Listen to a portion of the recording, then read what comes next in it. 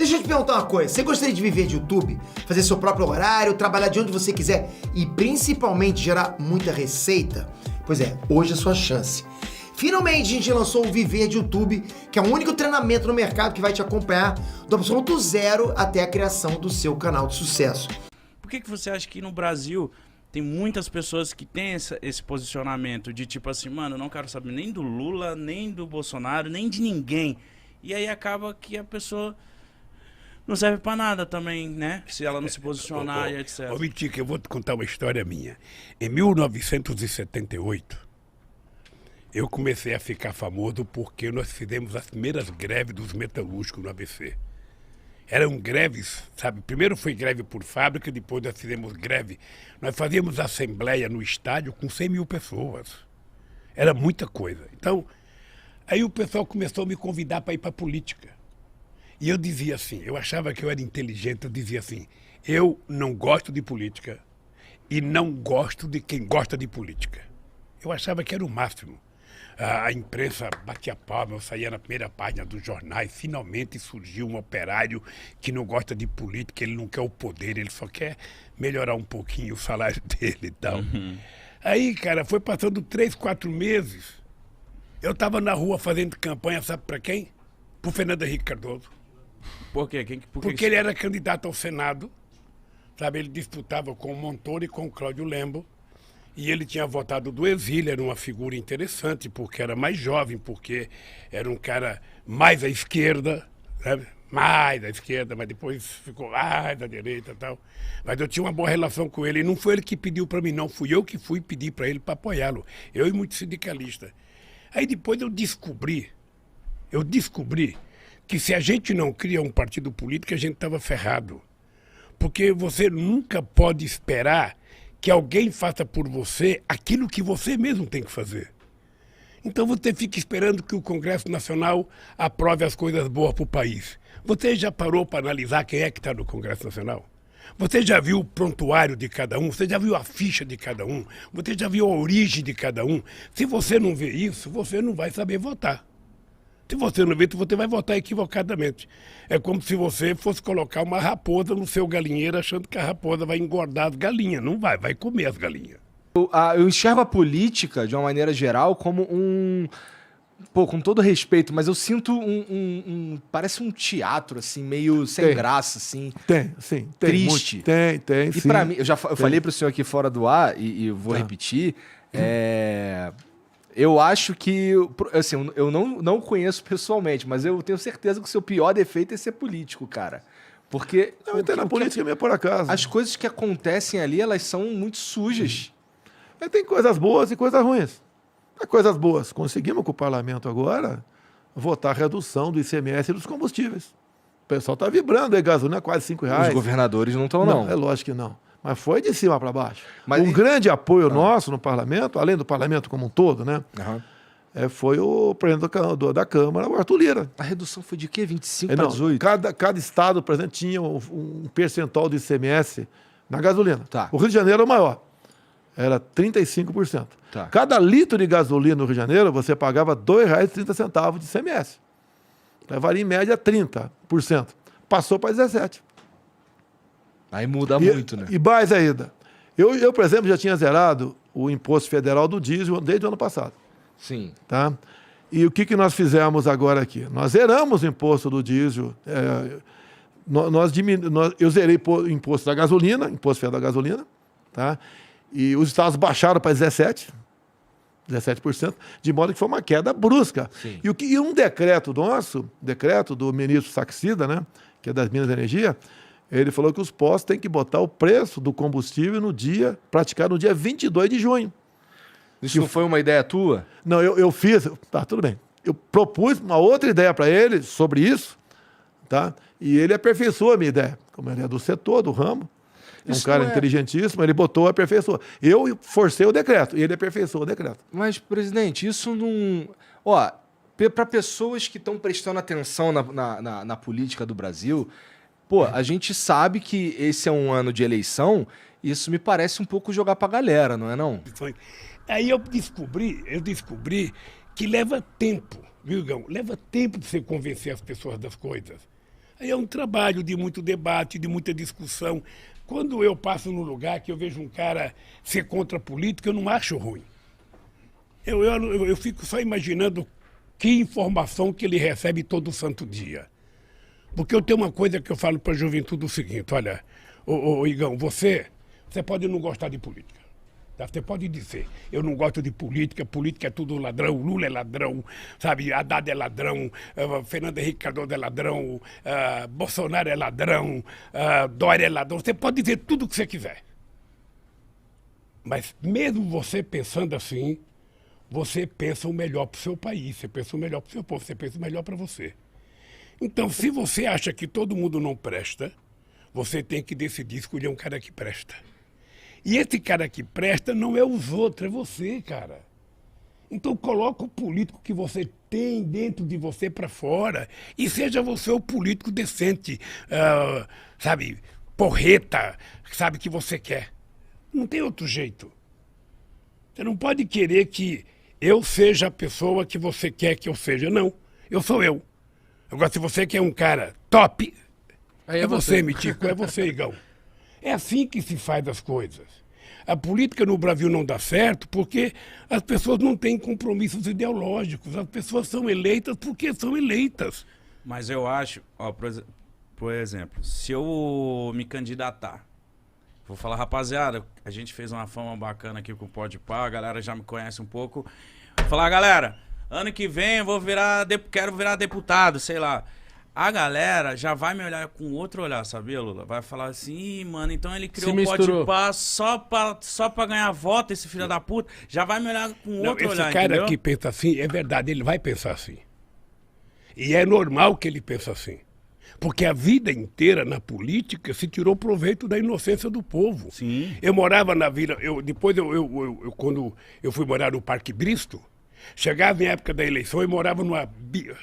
Se você for na ribanceira que eu morava, você nem sai hoje se chover. Eu morava numa ribanceira que quando eu saía para trabalhar, eu colocava galocha. Você não sabe o que é galocha? Galocha é uma bota de borracha. Eu colocava aquilo para poder atravessar no barro, chegava na padaria, tirava minha galocha, embrulhava no jornal, colocava embaixo do braço, ia trabalhar, na fábrica lavava, quando eu voltava, chegava na padaria, colocava a galocha. Eu morava num lugar desgraçado, cara. Quando chegava na época da eleição, aí aparecia lá, os caras colocavam poste na rua, sabe? Jogando poste, ia jogando guia, ia jogando sarjeta, vai melhorar a rua. Aí o povo votava naquele palhaço lá. Aí quando passavam as eleições, passava um caminhão recolhendo as guias, recolhendo os postes.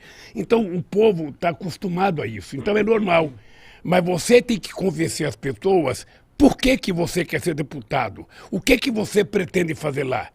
Faça um programa e apresente para o povo. Eu quero ser deputado porque eu quero fazer isso, isso, isso e isso.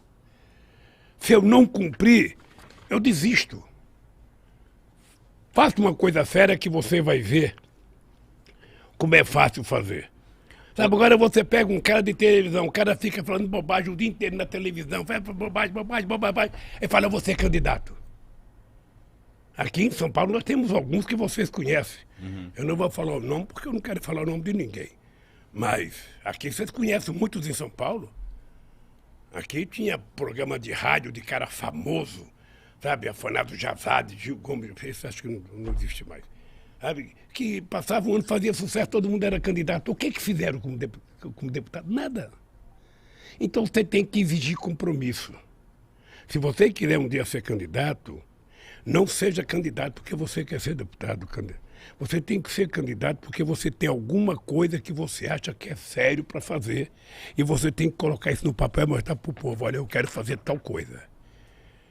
Sabe, por exemplo, se não tiver compromisso, aí você elege só fazendeiro, você elege só empresário. Ninguém coloca que é fazendeiro para ser candidato, ninguém coloca lá, vote no Igão, sabe, fazendeiro, ninguém vai votar. Aí você vai colocar voto no Igão, um cara, sabe, contador, advogado, sabe, youtuber. O youtuber.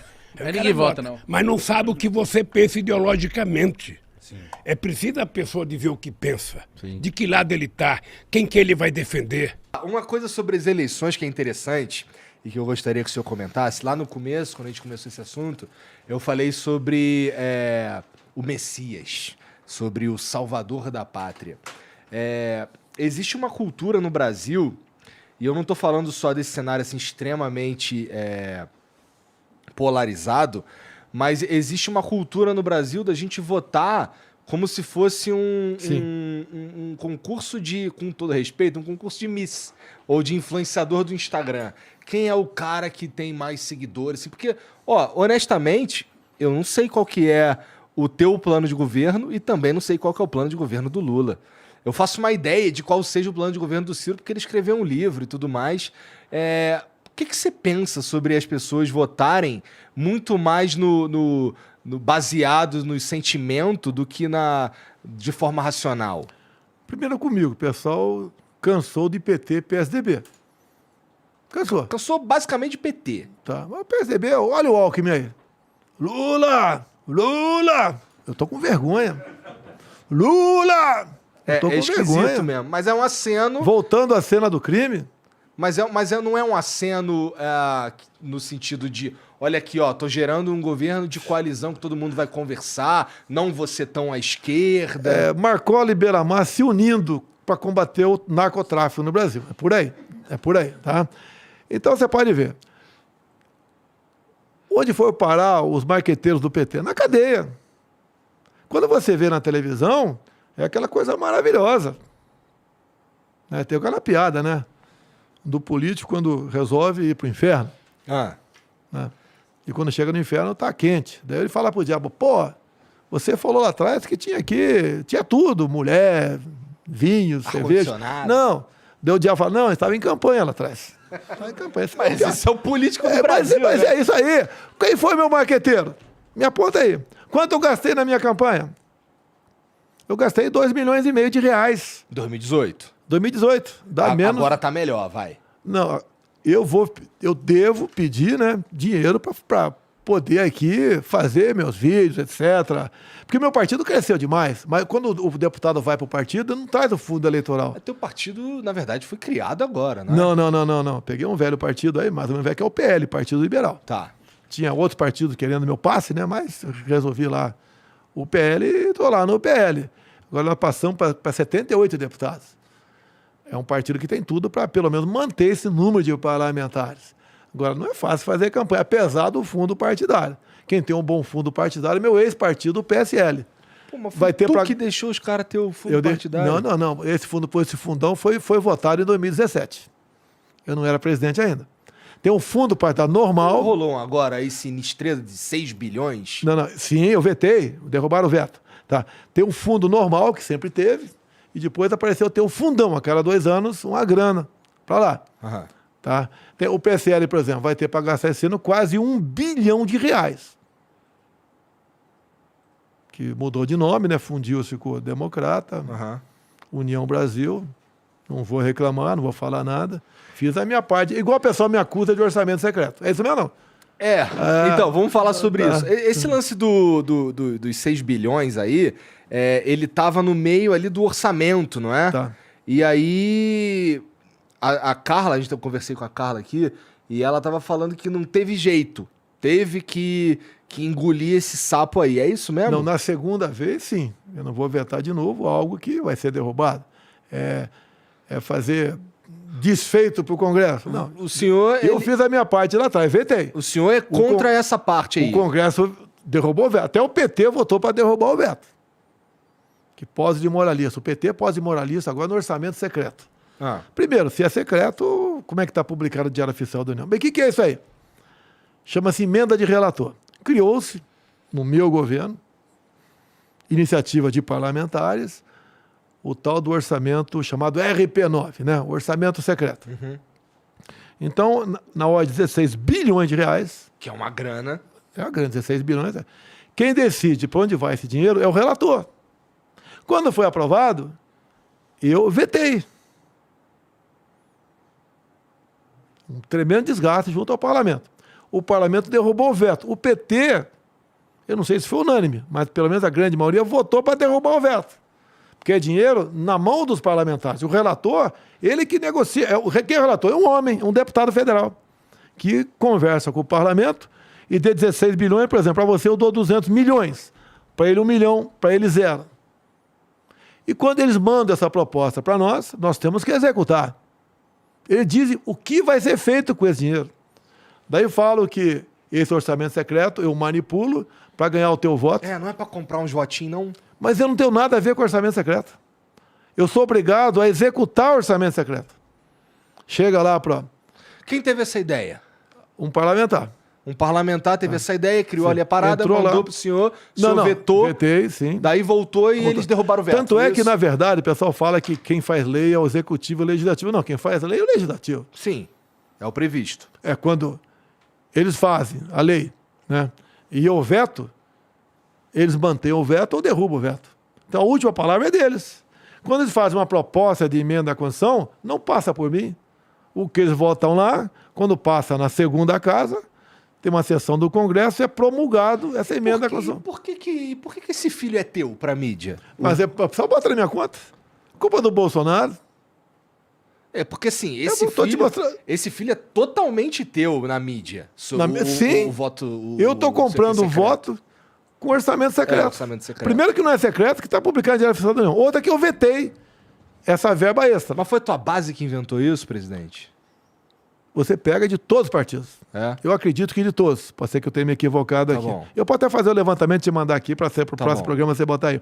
Mas praticamente todos os partidos. Eles- Isso é meio sujeira, né? Não?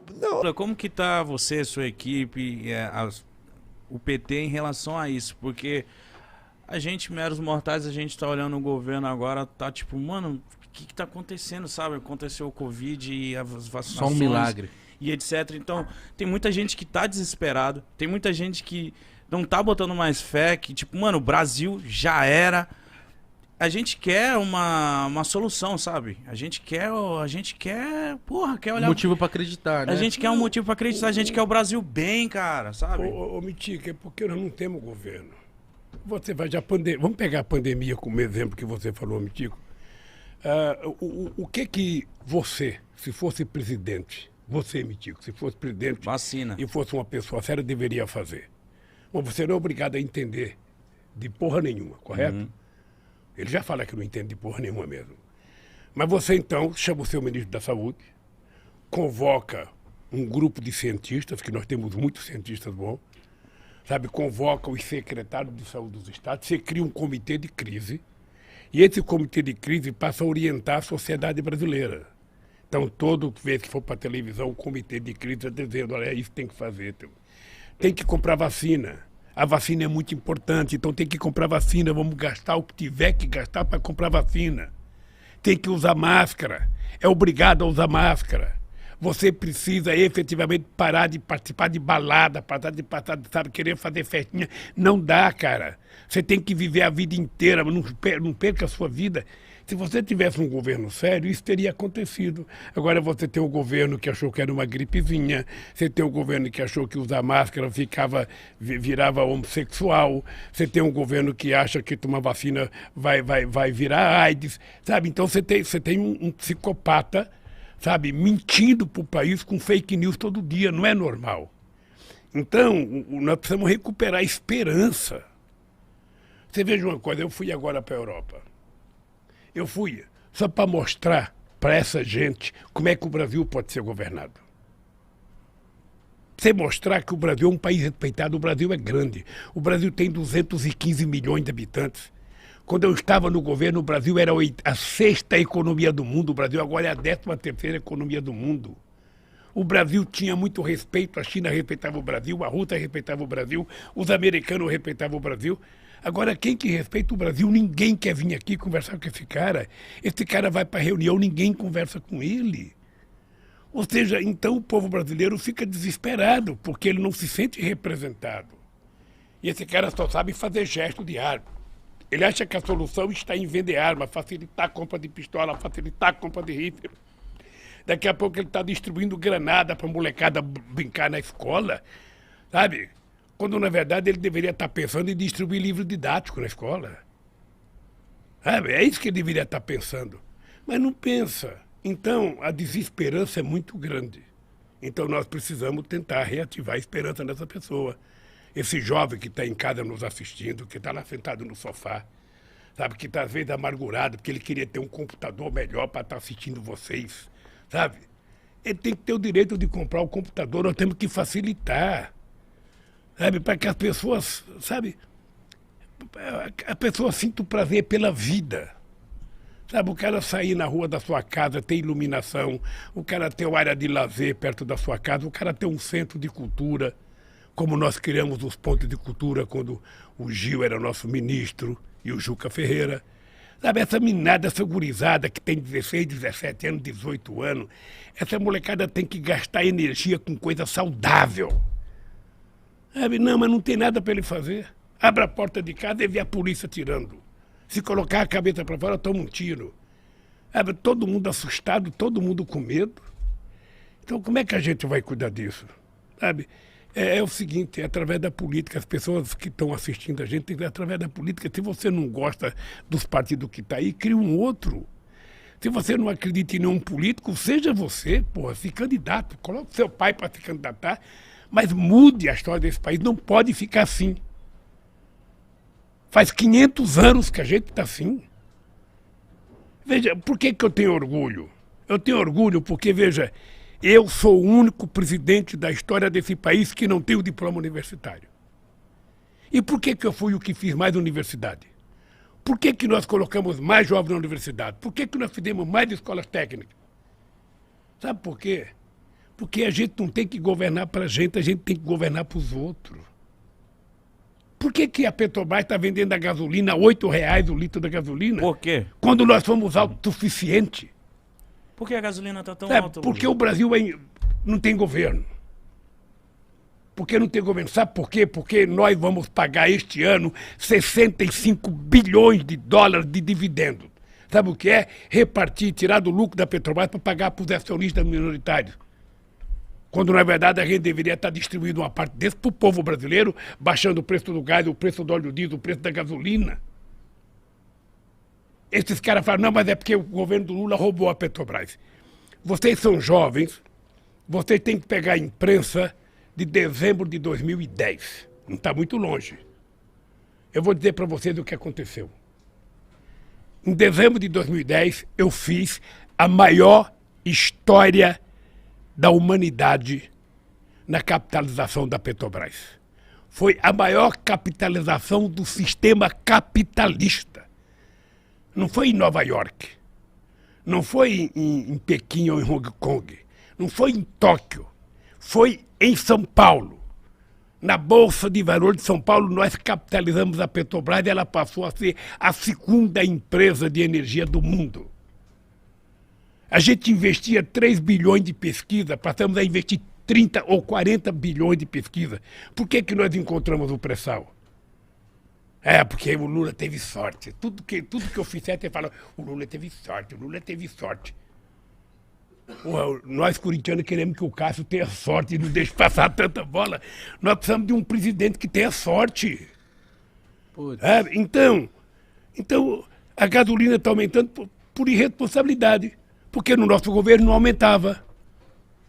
Mas existe... Durante 8 anos que eu fui presidente, Mitico, 8 anos, nós não aumentamos o preço de gás. De manhã. Pô, o Queiroz colocou 89 pau na conta dela lá, né? Sim, quando apareceu isso aí, de imediato eu falei que o cheque era pra mim. De imediato eu falei. O que eu conheço o Queiroz desde 1985, na Brigada Paraquedista. 85, quando eu nasci. Foi meu soldado. Pessoa de confiança minha. Pagava a conta minha. Daí tu emprestou uma grana pra ele. Emprestei pra ele, é comum. Tinha toda a liberdade. Pagou em cheque pra mim, certo? E eu peguei e botei na conta da Michelle. Botei na conta dela. Me arrependo por ter botado na minha conta, porque ela sofreu com isso aí. Sim. Então o dinheiro foi pra mim. Ponto final. Esse dinheiro aí, esses 89... Foi ao longo de 10 anos isso aí. Ser dividido dá menos de um salário mínimo por mês. Eu falar em propina de um salário mínimo por mês, isso chamou minha atenção mesmo, porque era uma quantia relativamente baixa para uma pessoa se sujar. Sim. Parece uma mas é que tem todo o lance da... Não tem como Pode entrar falar, nesse fica à assunto. vontade. Não, tem todo o lance das rachadinhas lá que o Flávio Esse é um assunto do Flávio. É um assunto do Flávio.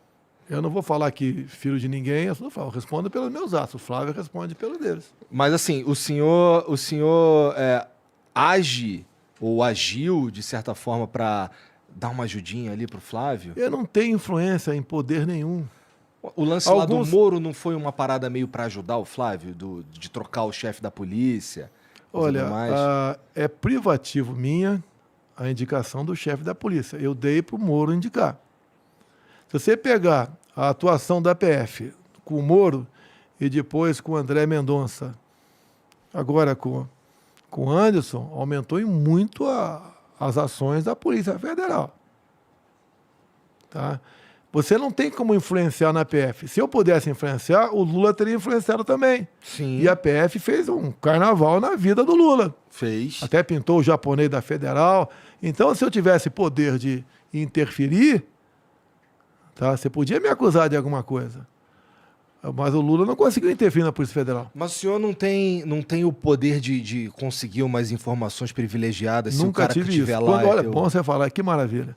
Quando o Moro, né, pediu para sair, ele que saiu. Né? Sim. Foi, se não me engano, 22 de abril de 2020. Eu lembro desse dia porque eu tava desesperado porque assim, a bolsa estava indo bem, né? E eu tinha uma merreca guardada na bolsa. O Moro saiu, vai desmoronar o governo, fudeu, não sei o que, tira o dinheiro. Aí eu lembro desse dia. Então ele falou ali, naquela coletiva dele, que na sessão secreta, não era sessão secreta, é sessão reservada com o ministro, não for fazer uma sessão com 40 pessoas, ministro, alguns auxiliares, não tem nada de secreto com 40 pessoas. Ali estava a prova da interferência minha junto à Polícia Federal. Tá? E lembra que, final da tarde, ele apresentou para a TV Globo um print do telefone da Carla Zambelli. Sim. Eu falei, poxa, essa é a prova de... E a Carla Zambelli que havia, com muito prazer, o convidado para ser padrinho do seu casamento. Eu quero confessar uma coisa para você aqui. Eu estava no Nordeste, a minha esposa foi no casamento, e eu poderia ter chegado a tempo o casamento. E falei para a galera do avião, pessoal, atrasa, eu não vou para o casamento. Porque se eu chegar em casa com tempo para o casamento, minha mulher pegar no meu pescoço e vai. E eu vou. Eu não quero ir no casamento. Eu posso contar por quê para você até. E acabei não indo no casamento. Ah, por quê? Tá, vou contar por quê, tá certo? Começou no início do Moro lá atrás. Bem, então, sessão secreta. E daí, o que é? O pendrive da sessão, tá? Fica comigo. Eu sempre pegava aquele pendrive, pegava os melhores... Como você pega os melhores momentos aqui e difunde o teu programa, mostra um furo, um negócio qualquer. E daí o ministro Celso de Mello, decisão dele, que eu tinha que mostrar a sessão secreta. Eu não tinha que mostrar. É uma arbitrariedade, é uma reunião de ministro, não é uma sessão do Congresso ou de uma Câmara Municipal que foi gravado e o presidente tem que mostrar. Eu, a contragosto, mostrei. Entreguei a fita para o Celso de Mello. E daí, poucos dias depois, ele divulgou a fita. Tanto é que a imprensa pegava a fita e botava na tela. Daí apareceu palavrão pra caramba. 29 palavrões, né? Agora, em nenhum momento tinha uma interferência minha na Polícia Federal. Eu falei, a minha segurança no Rio de Janeiro é assim, assim, assim, assim. Eu vou trocar a minha segurança. O Moro saiu na metade da reunião. Ele achava que ao não responder, ele falou, tá vendo? Não entregou a fita porque teve interferência. E se eu interferisse, eu acho que ia falar numa sessão, seja qual for? Você não tem como intervir. Você é surpreendido pela Polícia Federal o tempo todo. Tem um lado bom e tem um lado que se extrapola um pouco. O Moro fala que essa troca de gestão, ela tem a ver com a possibilidade de colher informações da PF. Ele fala, mas não prova nada, meu Deus do céu. Vamos lá, como é que começou o fim da lua de mel? Imagine na lua de mel você separar da tua esposa, né? Ou teu esposo. Tá? Fica à vontade aí. Tá? Não discrimina ninguém. Tá. Essa barba aí não quer dizer nada pra mim. Tá?